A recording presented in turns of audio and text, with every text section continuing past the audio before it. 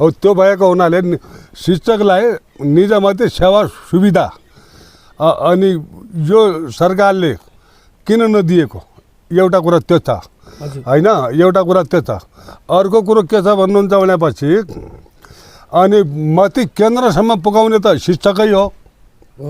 लेखाउने पढाउने गुडाउने हर कुरा गर्ने त शिक्षकै हो।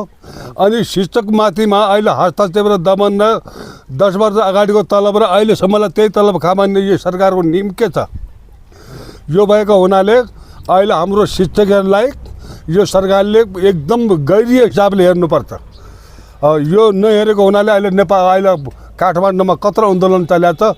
अगाडि बढाउने भनेको अहिले ती नेताहरू छन्, यी शिक्षकले पढाएका नेता त हुन् त तिनीहरू, हो कि होइन? शिक्षकले पढाएका नेता अहिले पो देश विदेश अहिले हवाईजहाज चले, हेलिकप्टर चले, देश विदेश जाने। अब पहिला कहाँ थियो देश विदेश जाने बाटो? अहिले त यहाँकै शिक्षकले पढाएर काठमाडौँ पढाउने, यताउता पढाउने, ती नेता बनाउने, राष्ट्रपति बनाउने, प्रधानमन्त्री बनाउने त शिक्षक हुन्। शिक्षकलाई पहिलो प्रथम सरकारले शिक्षकलाई हेर्नुपर्छ, यिनीहरू नेताले। त्यो भएको हुनाले तर यही विषयमा काठमाडौँको त्यो बोर्डिङ जो ठुल्ठुला बोर्डिङ किन बन्द भएन? त्यहाँ बन्द हुनु पऱ्यो नि। अनि यहाँ यो स्कुल किन बन्द भएको छ? यहाँ बोर्डिङ किन बन्द भएको छ? के को लागि बन्द भएको छ? तिनी ठुला बडाका छोराहरू त अनि काठमाडौँमा त बिल्कुल रात दिनै पढिराखेका छन्।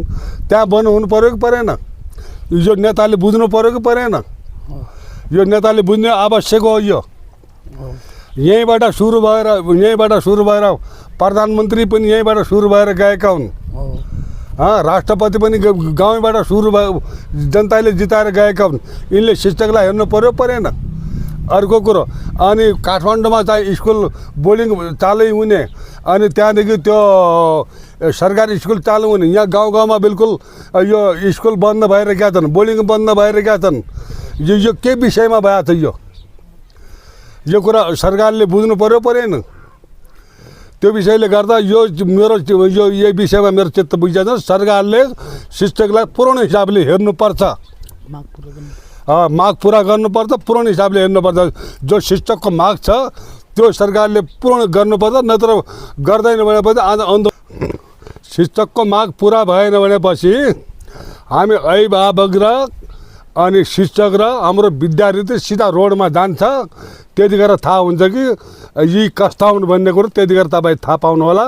अहिले पूर्ण हिसाबले हाम्रो शिक्षकको तलब पनि राम्रो तरिकाले हुनुपर्छ। हाम्रो विद्यार्थीको पनि नानी बाबुहरूको पनि पढाइ राम्रो हुनुपर्छ। माग पुरा शिक्षकको माग पुरा हुनुपर्छ। त्यो माग पुरा हुँदैन भने चाहिँ हामी काठमाडौँमा पनि बन्द गरेर छोडिदिन्छ।